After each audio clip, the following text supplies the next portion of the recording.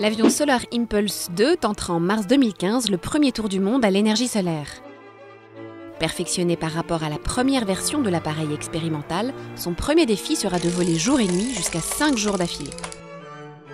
Du design à la construction, il aura fallu 4 ans de travail et 80 personnes pour construire cet avion en fibre de carbone à 80%. D'une longueur de 22,4 mètres, son envergure est de 72,3 mètres et son poids de 2,3 tonnes à vide. Il sera propulsé par 4 moteurs électriques entraînant chacun des hélices de 4 mètres de diamètre. Ils seront alimentés par 17 000 cellules solaires, soit 270 mètres carrés de surface de cellules, un tiers de plus que sur la première version de Solar Impulse.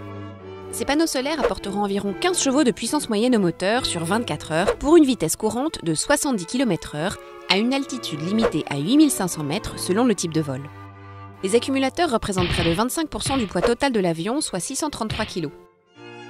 Sans climatisation ni chauffage, les pilotes suisses qui se relayeront aux commandes seront protégés des variations de températures extrêmes dans le cockpit de 3,8 m3 par de la mousse isolante. Pour parcourir les 35 000 km prévus, chacun sa méthode de repos, Bertrand Piccard pratiquera l'auto-hypnose et André Borschberg le yoga.